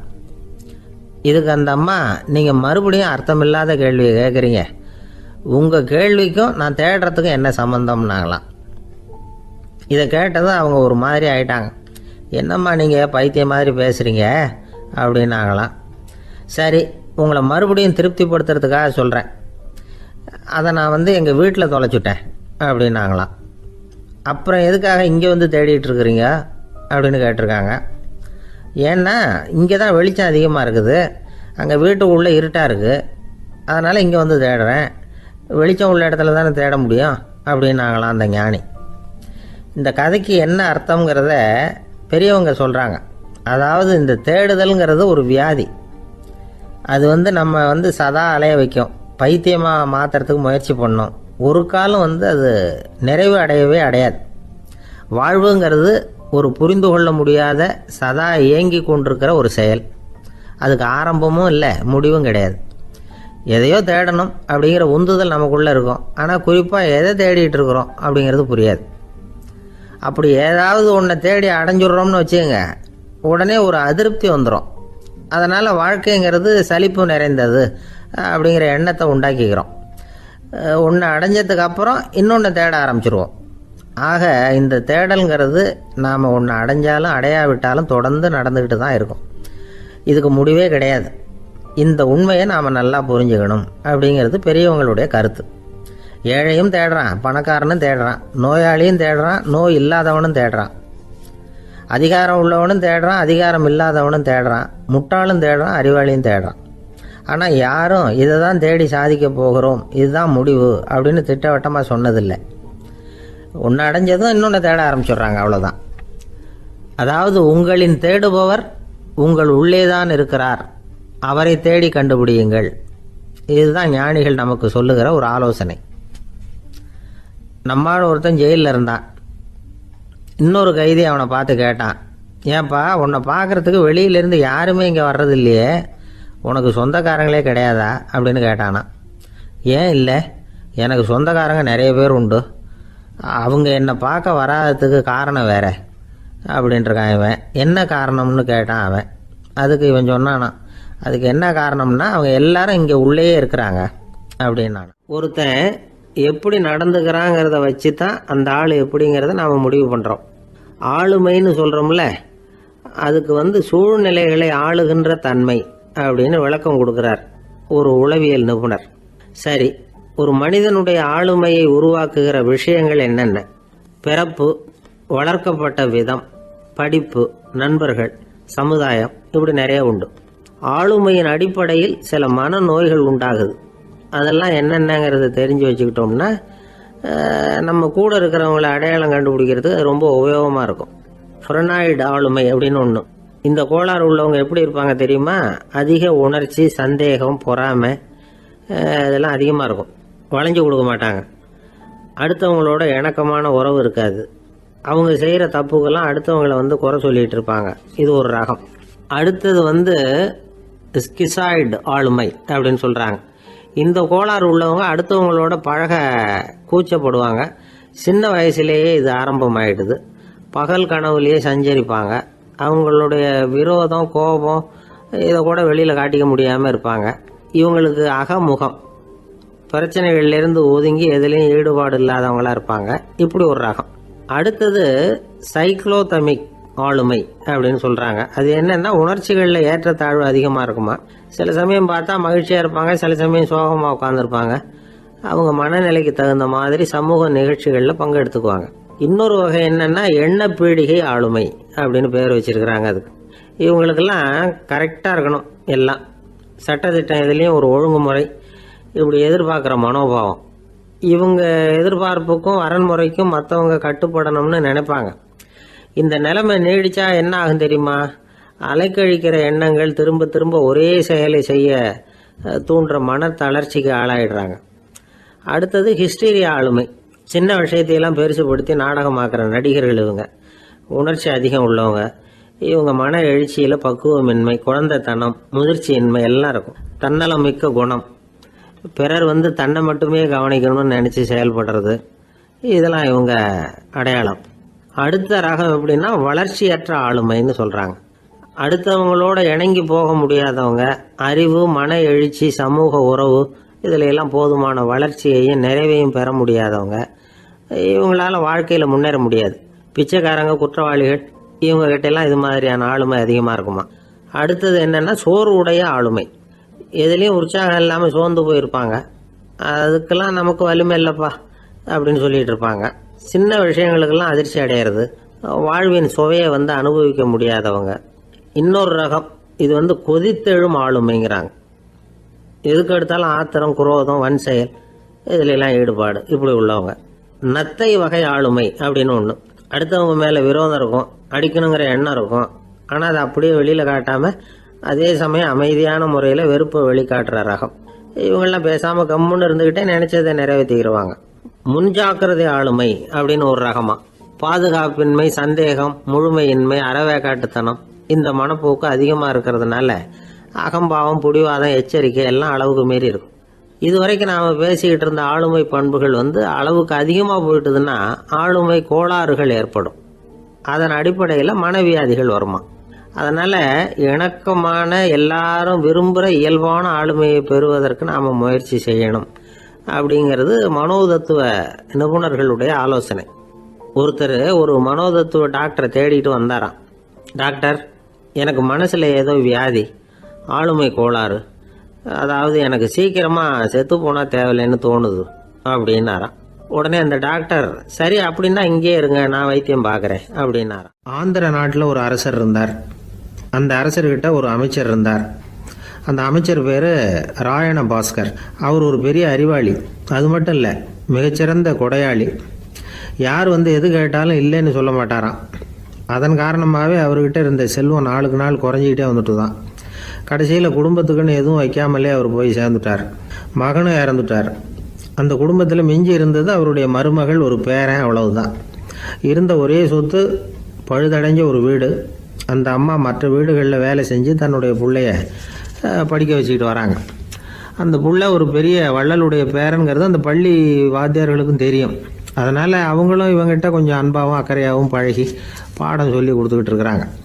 ஒரு நாள் ஒரு புகழ்பெற்ற கவிஞர் ஒருத்தர் அந்த பள்ளிக்கூடத்துக்கு வந்திருக்கிறார். ஆசிரியர்கள்கிட்ட பேசிக்கிட்டு இருந்தப்போ ஒரு செய்தியை சொன்னாராம். ராயண பாஸ்கருங்கிற வள்ளல் எனக்கு நிறைய உதவிகள் செஞ்சிருக்கார், என்னை பாராட்டி பரிசுகள்லாம் கொடுத்துருக்கிறார். அந்த வள்ளல் வாழ்ந்த கிராமத்தை பார்க்கணுங்கிறதுக்காக தான் இப்போ இங்கே வந்திருக்கிறேன் அப்படின்னாராம். ஆசிரியர் உடனே இந்த பையனை கூப்பிட்டு, இதை பாருங்கள், இவன் யார் தெரியுமா, நீங்கள் குறிப்பிடுகிற அந்த வள்ளலின் பேரன் அப்படின்னு அறிமுகப்படுத்தினாராம். கவிஞரின் கண்களில் ஆனந்த கண்ணீர். அந்த பரவச நிலையிலேயே அந்த வள்ளலை பற்றி கவி பாட ஆரம்பிச்சுட்டாராம். இந்த சின்ன பையன் அதை கேட்டிருக்கிறான். உடனே என்ன பண்ணான் தெரியுமோ, தன் கையில் அணிஞ்சிருந்த ஒரு பொன் வளையலை கழட்டி அந்த கவிஞருக்கு பரிசாக கொடுத்துட்டானான். எல்லாருக்கும் ஆச்சரியம். தாத்தா இருக்கும் நிலையில் கொடுத்தார், பேரன் இல்லாத நிலையிலையும் கொடுக்குறான். பையனை எல்லாரும் பாராட்டினாங்களாம். இருந்தாலும் அவனுக்குள்ள ஒரு பயம் எதுவும் ஆரம்பமாச்சு. பள்ளிக்கூடம் விட்டு வீட்டுக்கு வரும்பொழுது அந்த பயம் இன்னும் அதிகமாயிட்டுது. அம்மா என்ன சொல்லுவாங்களோ தெரியலையே, ஏதோ திடீர்னு தோணிச்சு வளையல கட்டி கொடுக்கணும்னு கொடுத்துட்டோம். குடும்பம் இருக்கிற நிலையில் இப்படி நான் செஞ்சது தப்பா, வீட்டு செலவுக்கே அம்மா எவ்வளவு கஷ்டப்படுறாங்க, வீட்டுக்கு போனதும் என்ன நடக்குமோ தெரியலையே அப்படின்னு நினச்சி பயந்துக்கிட்டே அவன் வீட்டுக்குள்ளே அடி எடுத்து வைக்கிறான். அம்மா கூப்பிட்டு சாப்பாடு போட்டாங்க. அவங்க கண்ணில் படக்கூடாதுங்கிறதுக்காக ஒரு கையை பின்னாடி மறைச்சிக்கிட்டே இருந்தான். அம்மா இதை கவனிச்சிட்டாங்க. ஏய், உன் கையை ஏன் அப்படி வச்சிருக்கிற, உன் கைக்கு என்னாச்சு, ஏதாவது அடிபட்டு போச்சா அப்படின்னு கேட்டுக்கிட்டே கையை எடுத்து பார்க்குறாங்க. வளையல காணலை. வளையல் எங்கே அப்படின்னு கேட்குறாங்க. இவன் தயங்கிக்கிட்டே நடந்ததை சொல்கிறான். அது கேட்டதும் அந்த அம்மாவோட முகம் கோபத்தால் சவுந்து போச்சான். முட்டாளே, என்ன காரியம் பண்ண அப்படின்னு கன்னத்தில் அரைஞ்சிட்டாங்களாம். அம்மா, என்னை அடிக்காத, ஏதோ தெரியாமல் தப்பு பண்ணிட்டேன் அப்படின்ட்டுருக்கான். மகனே, வளையலை கொடுத்ததுக்காக நான் உன்னை அடிக்கலை அப்படிங்க, பின்ன எதுக்கு அடித்தேன்னு கேட்டிருக்கான். உன் பாட்டனார் ஒரு பெரிய வள்ளல். அவர் எதையும் பாதி வேலையை செய்யறதில்ல. அவருடைய பேரை நீ அரைகுறை வேலை செஞ்சுட்டு வந்திருக்கிற அப்படின்னாங்களாம். என்னம்மா சொல்கிறேன்ருக்கான். நீ ஒரே ஒரு வளையலை மட்டும்தானே கழட்டி கொடுத்துருக்குற. கொடுக்குறதா இருந்தால் ரெண்டையும் சேர்த்துல கொடுத்துருக்கணும். அதுதானே உங்கள் தாத்தாவுக்கு பெருமை அப்படின்னாங்களாம். அம்மா, தெரியாமல் இப்படி செஞ்சுட்டேன், உங்கள்கிட்டையும் அரை வாங்கிட்டேன் அப்படி இப்படின்னு அவன் சொல்லியிருக்கிறான். இப்போ அம்மா கொஞ்சம் இருங்க, அந்த கவிஞர் இன்னைக்கு நம்ம ஊரில் தான் தங்கியிருப்பார். நாளைக்கு காலையில் தான் அவர் எங்கே இருக்காருன்னு விசாரித்து இன்னொரு வளையலையும் கொடுத்துட்றேன் அப்படின்ட்டுருக்கான். மகனே, நல்ல செயல்களையெல்லாம் நாளைக்குன்னு ஒத்தி போடாத. நாளைக்கு என்ன நடக்குங்கிறது யாருக்கு தெரியும். இப்போவே போ, எங்கே இருக்காருன்னு பாரு அப்படின்ட்டுருக்காங்க. மகன் புறப்பட்டான். பள்ளி ஆசிரியர்கிட்ட போய் கேட்டானான் அந்த கவிஞர் எங்கே இருக்காருன்னு. அவர் சொன்னாராம். உடனே போய் அவர் இருக்கிற இடத்துல கதவை தட்டியிருக்கான். ராத்திரி நேரத்தில் இவனை கண்டதும் அவருக்கு ரொம்ப ஆச்சரியம். இவன் இன்னொரு கை வளையலையும் எடுத்து நீட்டியிருக்கான். அவர் திகைச்சு போய் நிற்கிறார். அவரால் என்ன பண்ணுறதுன்னே தெரியல. ஆனந்த கண்ணீர். இது பெரியவர்கள் கூற கேட்ட ஒரு வரலாறு. இன்னைக்கு இப்படிப்பட்டவங்களை பார்க்க முடியுமா? வறுமை வள்ளல் தன்மையை ஒன்று செய்து விடாதுங்கிறதுக்கு இது ஒரு உதாரணம். ஒருத்தன் இன்னொருத்தனை பார்த்து கேட்டானா, எங்கள் தாத்தா உங்கள் தாத்தாவுக்கு 100 ரூபா கடன் கொடுத்துருக்கிறார், அதை எப்போ திருப்பி கொடுக்க போகிறேன்னு. கவலைப்படாத, எங்கள் பேரன் அதை உங்கள் பேரன்ட்ட திருப்பி கொடுத்துருவான் அப்படின்னு நானான் அவன். பக்தின்னு சொல்கிறோம் இல்லையா, அது 3 வகைப்படும் அப்படிங்கிறார் ஒரு பெரியவர். அது என்ன 3 வகைன்னா, தெய்வ பக்தி, அடியார்கள் பக்தி, குரு பக்தி. அடியார் பக்தியை விட தெய்வ பக்தியை விட குரு பக்தி தான் ரொம்பவும் சிறந்ததுங்கிறார் அவர். தெய்வத்துக்கிட்ட செஞ்ச பாவம் குருநாதர்கிட்ட தீர்ந்துருமா. குருநாதர்கிட்ட செஞ்ச பாவம் தெய்வத்துக்கிட்ட போனாலும் தீராதான். இப்படி பெரியவங்களாம் சொல்லி வச்சிருக்கிறாங்க. ஒரு காடு, அங்கே அயோத தௌமியர் அப்படின்னு ஒரு தபோதனர். அவர் பல மாணவர்களை ஒன்றா சேர்த்து ஒரு குருகுலம் நடத்திக்கிட்டு இருக்கிறார். பல தரப்பட்டவங்க பல திறப்பட்டவங்க மாணவர்கள் அதில் சேர்ந்து படிச்சுக்கிட்டு இருக்கிறாங்க. பாஞ்சால ராஜகுமாரன் ஒருத்தனும் அந்த குருகுலத்தில் சேர்ந்து படிச்சுக்கிட்டு இருக்கிறான். அவன் பேர் ஆருணி. பெரிய இடத்து புள்ள, இருந்தாலும் படுப்பில் ரொம்ப கெட்டிக்காரனாக இருந்தான். அவன் தான் அங்கே முதல் மாணவன். ஒரு நாள் குருநாதர் அந்த அரசகுமாரனை கூப்பிட்டார். நம்ம குருகுலத்துக்கு சொந்தமான வயலில் தண்ணீர் பெருகி வெள்ளம் பயிரை அழிக்குதான். அதனால் நீ போய் மடையை அடைச்சிட்டு வந்துரு அப்படின்னார். அந்த அரசகுமாரன் உடனே புறப்பட்டான். குருநாதர் சொல்லிட்டார்ல, உடனே புறப்பட்டான். நான் பெரிய இடத்து பிள்ளையாச்சே, ராஜகுமாரனாச்சே, ரொம்ப செல்வாக்கூட வளர்ந்தவனாச்சே, நான் போய் வயலில் இறங்கி வேலை செய்கிறதா அப்படின்னுலாம் அவன் நினைக்கல. குருநாதர் கட்டளையை நிறைவேற்ற வேண்டியது நம்ம கடமை அப்படின்னு நினச்சான். உடனே ஒரு மண்வெட்டியை தூக்கி தோளில் வச்சுக்கிட்டு புறப்பட்டு போயிட்டான். வயலுக்கு போனான். பார்த்தான், தண்ணி கரையை உடச்சிக்கிட்டு வயலுக்குள்ளே ஏகமாக பாஞ்சிக்கிட்டு இருக்குது. இவன் மண்வெட்டியால் களிமண்ணை புல்லோடு சேர்த்து புல் பத்த மாதிரி வெட்டி வெட்டி போட்டான். இருந்தாலும் மடையை அடைக்க முடியல. தண்ணி அதை மீறி வந்துக்கிட்டே இருக்குது. தண்ணி வேகமாக வயலுக்குள்ளே போய்கிட்டே இருக்குது. போடுற பத்தையெல்லாம் கரைஞ்சி கரைஞ்சி போயிட்டுருக்கு. இருந்தாலும் இவன் தன்னுடைய முயற்சியை கைவிடலை. வெட்டி வெட்டி போட்டுக்கிட்டே இருக்கிறான். காலையில் அங்கே போனவன் சாயந்தரம் வரைக்கும் இப்படி செஞ்சுக்கிட்டு இருக்கிறான். உடம்பும் மனசும் ரொம்பவும் சோர்ந்து போச்சு. இருந்தாலும் குருநாதர் இட்ட கட்டளையை நிறைவேற்றாமல் இருக்கிறோமேங்கிற ஒரு குறை அவனுக்கு இருக்குது. குரு கட்டளையை நிறைவேற்றாத நான் இன்னமும் இருக்கணுமா அப்படின்னு யோசனை பண்ண ஆரம்பிச்சிட்டான். என்ன செய்யலாம்னு பார்த்தான். நம்ம குருநாதர் இட்ட பணிக்காக இந்த உடம்பையே தியாகம் பண்ணலாம் அப்படின்னு முடிவு பண்ணான். தண்ணி பாயுதில்ல, அதுக்கு குறுக்க விழுந்து அப்படியே மடையை அடைச்சிக்கிட்டு அப்படியே படுத்துட்டான். இது மற்றவங்களுக்கு தெரியாது. அன்னைக்கு ராத்திரி ஒரு விளக்கு முன்னாடி உட்காந்து குருநாதர் பிள்ளைங்களுக்கு பாடம் சொல்லி கொடுத்துக்கிட்டு இருக்கிறார். வரிசையில் இருக்கக்கூடிய ராஜகுமாரனை காணலை. நம்ம ஆருணி எங்கே போனா அப்படின்னு சொல்லி மற்ற மாணவர்களை விசாரித்தார். இப்போ அவங்க சொன்னாங்க, சுவாமி அவன் காலையில் வயலுக்கு வந்து மடையை அடைக்கிறதுக்காக போனான், நீங்கள் தான் போக சொன்னீங்க, இன்னும் திரும்பி வரல அப்படின்னு அவர் பையன். குருநாதர் உடனே ஒரு தீவெட்டி எடுத்துக்கிட்டு மாணவர்களை அழைச்சிக்கிட்டு வயலுக்கு போனார். அங்கே போய் பார்த்தா ஆளை காணும்.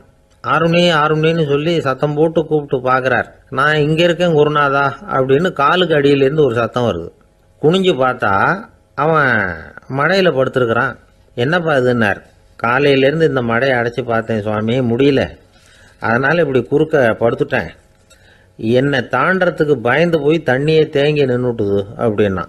அவனுடைய குரு பக்தியையும் அவனை தாண்டறதுக்கு அஞ்சு நிற்கிற தண்ணி தேக்கத்தையும் பார்த்துட்டு எல்லாரும் ரொம்ப ஆச்சரியப்பட்டு போயிட்டாங்களாம். ஆருணி எழுந்திரிச்சு வா அப்படின்னு கூப்பிட்டாரான் குருநாதர். அவன் தண்ணீரை பொழந்துக்கிட்டு எழுந்திரிச்சு வந்தானான். அதனால் அவனுக்கு வந்து உத்தாலகன் அப்படின்னு ஒரு பேர். உத்தாலகன்னா தண்ணீரை பிளந்தவன் அர்த்தம்.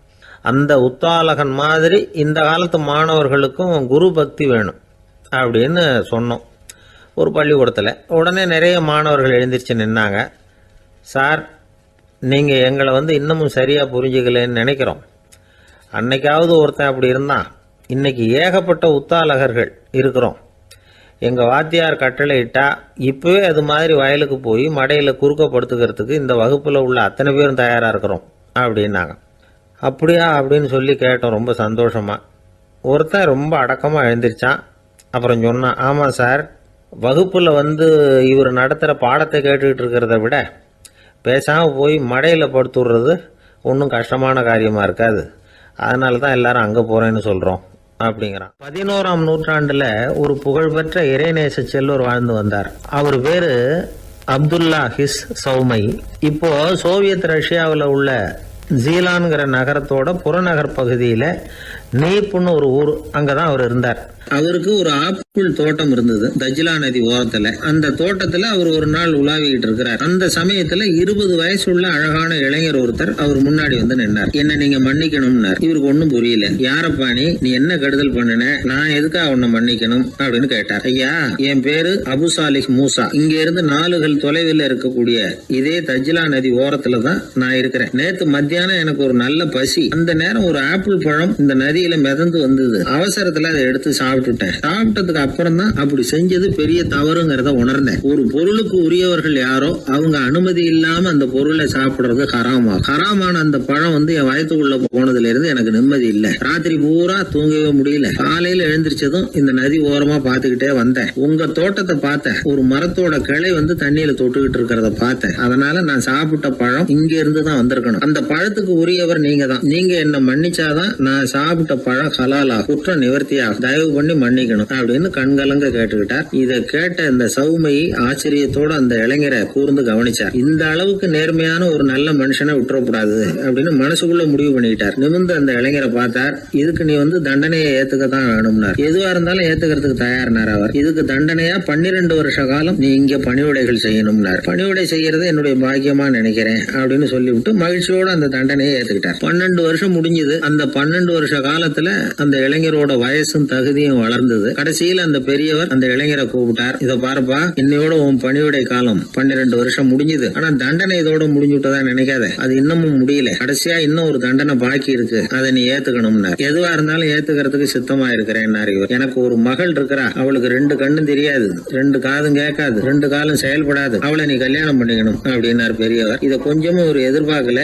திகைச்சார். அடுத்த நிமிஷம் சரி, இதையும் நான் மனப்பூர்வமா ஏத்துக்கிறேன். இறைநேசர் செல்வர் சௌமை அவர்களுடைய புதல்வி பாத்திமாவுக்கும் இளைஞர் அபு சாலிஹ் மூசாவுக்கும் அடுத்த சில தினங்கள்ல முறைப்படி திருமணம் நடந்தது. திருமணத்துக்கு அப்புறம் மணமகளை பார்த்த அந்த இளைஞர் திகைச்சு போயிட்டார். ஏன்னா அந்த பெரியவர் சொன்னதுக்கு நேர்மாறா இருந்தார். பாத்திமா உடல் குணம் எதுவும் கிடையாது, ரொம்ப அழகா இருந்தாங்க. மறுநாள் சௌமை அபு சாலிஹை கூப்பிட்டு இதுக்கு விளக்கம் சொன்னாராம். என் மகளுக்கு கண்ணு தெரியாதுன்னு சொன்னதுதான் சொல்லியிருந்த நேத்து முன்னாடி சொன்னேன். அது எந்த விதமான தீய காட்சிகளும் அவ கண்ணுக்கு தெரியாதுன்னு தான் அர்த்தம். காது கேட்காதுன்னு சொன்ன தீய விஷயங்களை அவ கேட்க மாட்டான்னு அர்த்தம். கால்கள் செயல்படாதுன்னு சொன்ன வீட்டை விட்டு தீமையான இடங்களுக்கு அவ போக மாட்டான்னு அர்த்தம் அப்படின்னா. 12 வருஷத்துக்கு முன்னாடி உன்னை முதல் முறையா பார்த்தப்பவே உண்மை வந்து என்னுடைய சீடரா மானசீகமா ஏத்துக்கிட்டேன் அப்படிங்கிற விவரத்தையும் சொன்னாராம். இந்த இளைஞர் அபு சாலிஹ் பிற்காலத்துல ஒரு பெரிய ஆன்மீக மேதையா உயர்ந்தார். அந்த தம்பதிகளுக்கு 60வது வயசுல ஒரே ஒரு குழந்தை பிறந்தது. அந்த ஃபாதர் ஜிலானி முஹைத்தீன் ஆண்டகை, அதாவது அந்த குழந்தை தான் ஆன்மீக பேரரசர் முஹைத்தீன் ஆண்டகை.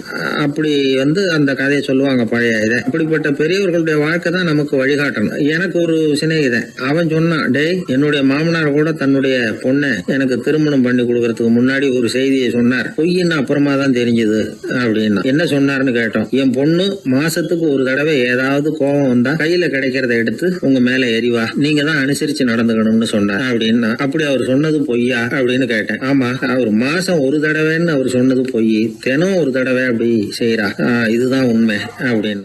ஒருத்தர் ஓடி வந்தார்.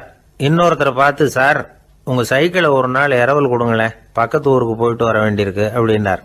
இவர் சைக்கிளை கொடுத்து பத்திரமா கொண்டுட்டு போங்கன்னார்.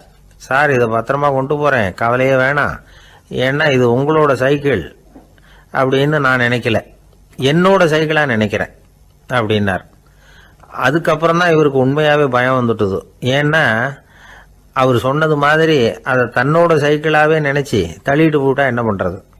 எது எதை நம்முடையதா நினைக்கணுங்கிறதுக்கு ஒரு வரையறை இருக்கு. சில பேர் ஆபீஸையே வீடா நினைச்சு விடுறது உண்டு. அப்படிப்பட்டவங்க கூட வீட்டை ஆபீஸா நினைக்கிறது இல்லை. ஏன்னா வீட்டில் இவர் ஆபீஸரா நடந்துக்க முடியறதில்லை. இதெல்லாம் ஒரு பக்கம் இருக்கட்டும், இப்போ விஷயத்துக்கு வருவோம். பொறியியல் மேதை டாக்டர் விஸ்வேஸ்வரய்யா இருந்தார் இல்லையா, பாரத ரத்னா விருதெல்லாம் கொடுத்தாங்களே. ஆபீஸ் வேலை வேற, சொந்த வேலை வேற அப்படிங்கிறதுக்கு ஒரு உதாரணமா இருந்தவர் அவர். மைசூர் மகாராஜா கிட்ட திவானா இருந்தார். அவர் ஒரு நாள் அரசாங்க வேலை காரணமா வெளியூர் போயிருந்தார். ஹாசன்கிற ஊருக்கு பக்கத்துல ஒரு பயண மாளிகை, அங்க தங்கிவிட்டார். ராத்திரி அங்க தங்கி இருந்துட்டு விடிஞ்சதும் ஊருக்கு திரும்புறதாக திட்டம்.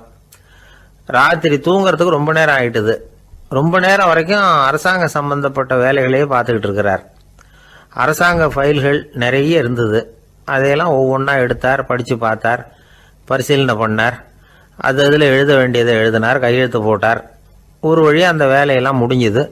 அதுக்கப்புறம் என்ன பண்ணார்னா, தன்னுடைய சூட்கேஸை திறந்தார். அதிலிருந்து 2 மெழுகுவத்தியை எடுத்து கொளுத்தி வச்சார். அந்த பயண மாளிகையில் அது வரைக்கும் எரிஞ்சுக்கிட்டு இருந்த மின்சார விளக்குகளை அணைச்சுட்டார். அதுக்கு பிறகு அந்த மெழுகுவத்தி வெளிச்சத்தில் சில புத்தகங்களை தொடர்ந்து படிக்க ஆரம்பிச்சிட்டார்.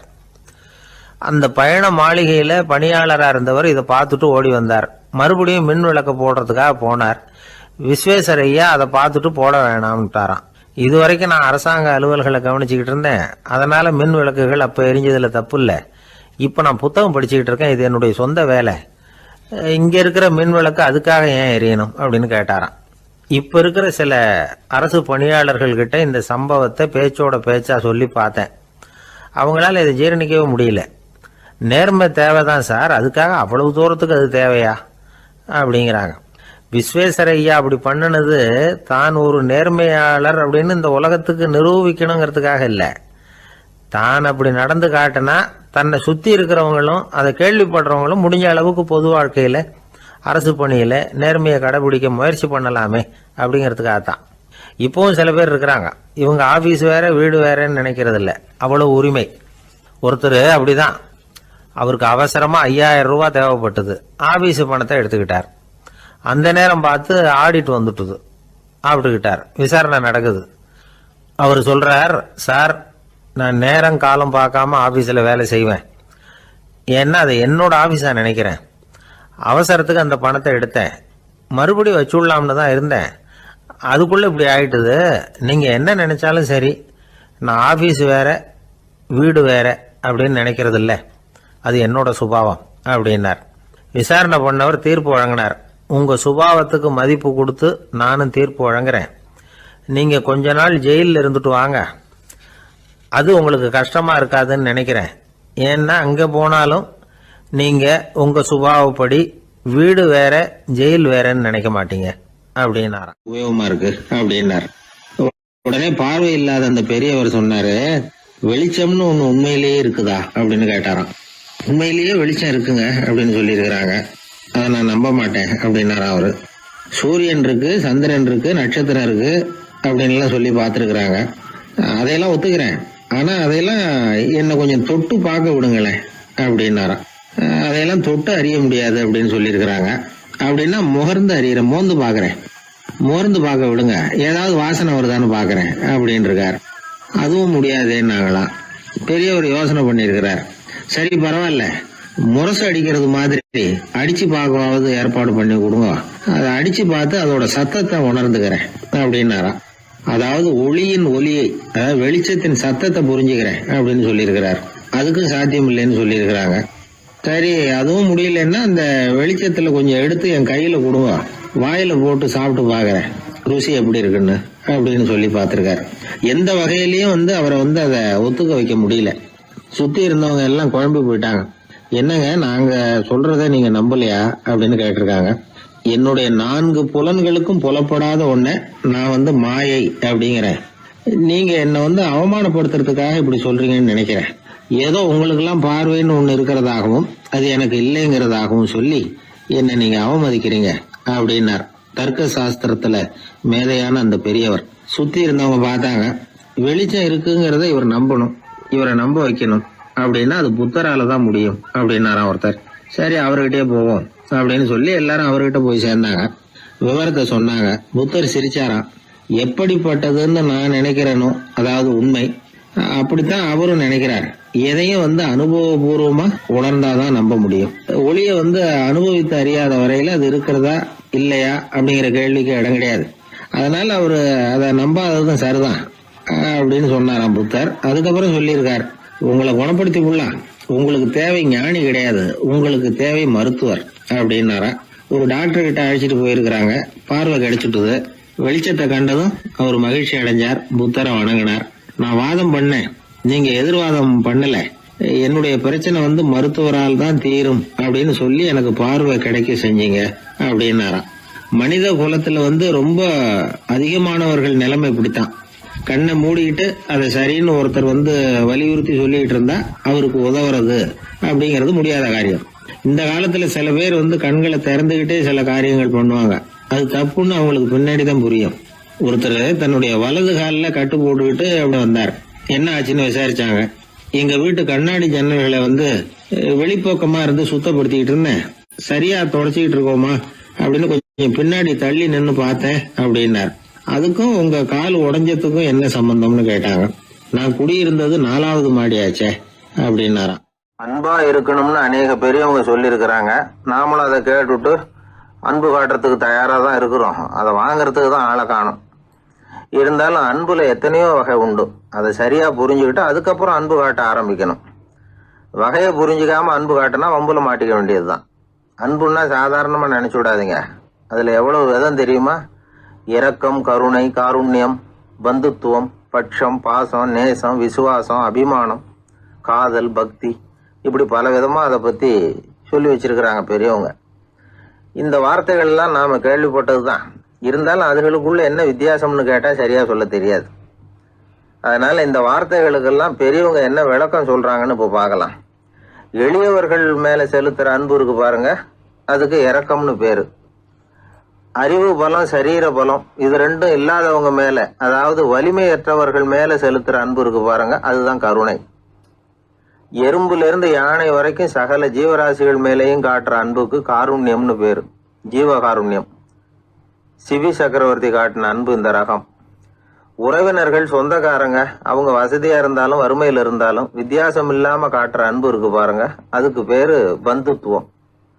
ஒரு எஜமானன் வேலையாள் கிட்ட காட்டுற அன்பு இருக்கு பாருங்க, அதுக்கு பேரு தான் பட்சம். அவனும் தன்னை மாதிரி மனுஷன்தாங்கிற நினைப்பு வேணும். ஒரு தாய் தன்னுடைய குழந்தை மேல, ஒரு குழந்தை தன்னுடைய தாய் மேல செலுத்துற அன்புக்கு பாசம்னு பேரு.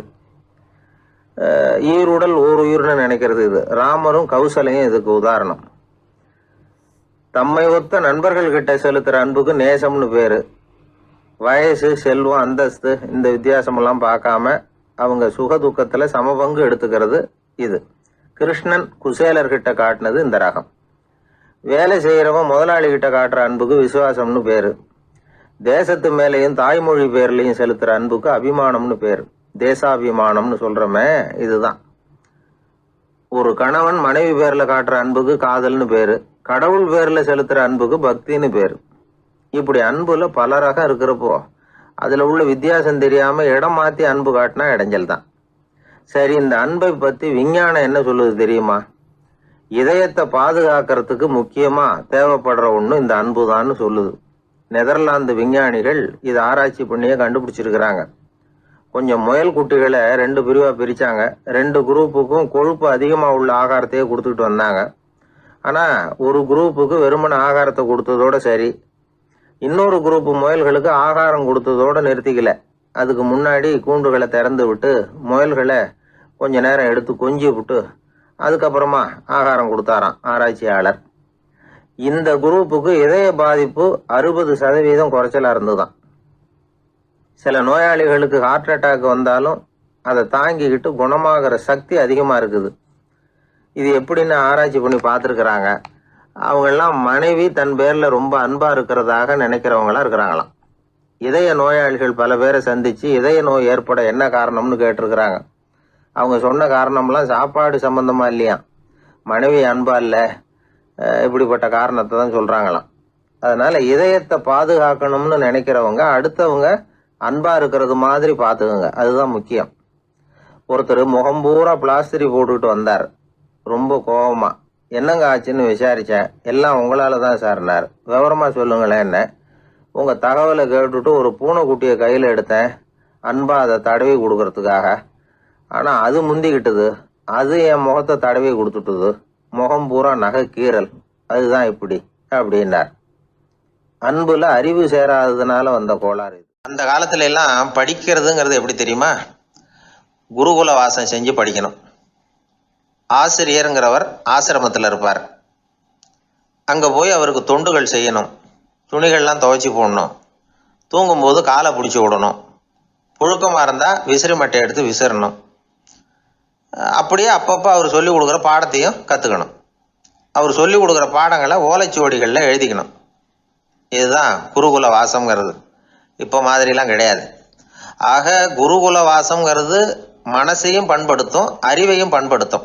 அப்படி ஒரு பயிற்சி அது.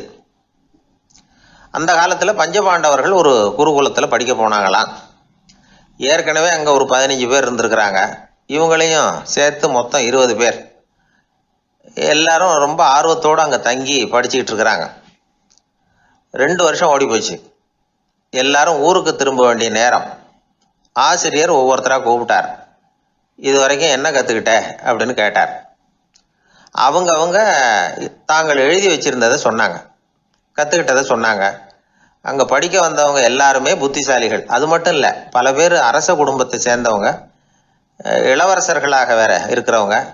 அதனால் அவங்கக்கிட்ட அபாரமான கல்வி அறிவை எதிர்பார்த்தார். ஒருத்தன் வந்தான், தான் எழுதி வச்சிருந்த சரித்திர பாடம் பூராவையும் படித்து காட்டினான். இன்னொருத்தன் வந்தான், தான் எழுதி வச்சிருந்த பூகோள பாடம் பூராவையும் படித்து காட்டினான். இப்படி ஒவ்வொருத்தராக வந்து அவங்க படித்தது என்னங்கிறத படித்து காட்டிவிட்டு போனாங்க. கடைசியாக தர்மர் வந்தார். பேசாமல் நிற்கிறார். தன் கையில் இருந்த ஓலைச்சுவடி கேட்டால் அவர் பிரிக்கவே இல்லை. ஆசிரியர் இவர்கிட்ட தான் அதிகமாக எதிர்பார்த்தார். ஆனால் இவரும் பேசாமல் நின்றுட்டு இருக்கிறார். நீ என்ன கற்றுக்கிட்ட சொல்லு, ஓலைச்சுவடியை பிரித்து படினார் அந்த முனிவர். தர்மர் அசையவே இல்லை. மெதுவாக சொன்னார், ஐயா, நான் கற்றுக்கிட்டது ஒன்றே ஒன்று தான். அதுதான் வாழ்க்கையில் எனக்கு ரொம்ப முக்கியமான பாடமாக அமையும் அப்படின்னார். என்னது, என்கிட்ட 2 வருஷ காலமாக படிச்சு விட்டு கடைசியில் கற்றுக்கிட்டது ஒன்றே ஒன்று தானா அப்படின்னார் முனிவர். அவருக்கு ஒன்றும் புரியல. மற்ற மாணவர்களை விட இவர் பண்புகளில் உயர்ந்தவர், அறிவில் சிறந்தவர், வயசில் முதிர்ந்தவர். இவரே இப்படி சொன்னால் மற்றவங்க நிலைமை என்னத்துக்கு ஆறுது, அவங்க ரொம்பவும் கெட்டு போயிடுவாங்களே அப்படின்னு அவர் யோசனை பண்ணார். தர்மா, நல்லா யோசனை பண்ணி பதில் சொல்லு. 2 வருஷமாக நீ வந்து கற்றுக்கிட்டது என்ன அப்படின்னு தானே நான் கேட்குறேன், அதை கொஞ்சம் யோசனை பண்ணி சொல்லுன்னார் முனிவர் கொஞ்சம் கோபமாக. தர்மர் முகத்தில் எந்த மாறுதலுமே இல்லை. இல்லையா, 2 வருஷமாக நான் கற்றுக்கிட்ட முக்கியமான பாடம் ஒன்றே ஒன்று தான்னார். இப்போ அந்த முனிவருக்கு கோபம் அதிகமாக வந்துடுச்சு. ஏன்பா, உனக்கு வெக்கமா இல்லையா? உன்னை விட வயசில் குறைஞ்சவங்க எவ்வளவு பாடம் கற்றுக்கிட்டு இருக்கிறாங்க, எவ்வளவு விரிவாக அவங்க படித்து காட்டினாங்க. நீயும் கூட நிறைய குறித்து வச்சிருக்கிற போல இருக்க, அதை ஏன் பிரித்து படிக்கக்கூடாது அப்படின்னார். ஐயா, நான் சொல்கிறது உங்களுக்கு ஏமாற்றமாக இருந்தால் என்னை மன்னிக்கணும். நான் ரொம்ப முக்கியமாக கற்றுக்கிட்டு இருக்கிறது ஒன்றே ஒன்று தான், மற்ற எதையும் சொல்கிறதுக்கு விரும்பலைன்னார். மாணவர்கள்லாம் சிரிச்சுட்டாங்க. முனிவருக்கு கோபம் அளவுக்கு மீறி வந்துட்டு ஓங்கி அரைஞ்சு விட்டார் தர்மரை அவர் கன்னத்தில். தர்மர் கண்ணை செவந்து போட்டுது, கண்கள் கலங்கி போச்சு. ஆனாலும் அவர் அமைதியை இழக்கலை, தலை குனிஞ்சு நிற்கிறார். இவருடைய பிடிவாதம் முனிவருக்கு இன்னும் ஆத்திரத்தை உண்டாக்கி விட்டது. இன்னொரு கண்ணத்திலே அரைஞ்சார். எல்லாரும் பயந்து போய் அமைதியாக நின்றுட்டு இருக்கிறாங்க. முனிவர் கத்துறார், அப்படி நீ கற்றுக்கிட்ட அந்த முக்கியமான பாடம் தான் என்ன, அதையாவது சொல்லு அப்படின்னார். ஐயா அதை மட்டும் ஒரு ஓலைச்சுவடியில் தனியாக குறித்து வச்சிருக்கிறேன், இந்தாங்க இதை நீங்களே படித்து பாருங்கன்னார். தருமர் ஓலைச்சுவடியை நீட்டினார். முனிவர் அதை வாங்கி பிரித்தார், சத்தம் போட்டு படித்தார். என்ன எழுதியிருக்காருன்னா, எப்படிப்பட்ட சோதனை ஏற்பட்டாலும் நிதானம் இழந்து கோபத்துக்கு ஆளாகக்கூடாது அப்படின்னு. இதுதான் அந்த ஓலைச்சுவடியில் அவர் எழுதி வச்சிருந்தது. அந்த ஒரு கணத்திலேயே முனிவரும் எல்லா மாணவர்களும் தர்மரை புரிஞ்சுக்கிட்டாங்களாம். அவர் கற்றுக்கிட்டது ஏட்டு சுரக்காய் இல்லை, வாழ்க்கையில் பயன்படக்கூடிய முக்கியமான அனுபவ பாடம். முனிவர் கண்களில் கண்ணீர். தர்மரை அன்போடு கட்டி தழுவிக்கிட்டார். அப்புறம் சொன்னார், தர்மா என்னை மன்னிச்சுரு, நீ மாணவன் இல்லை ஆசிரியன்.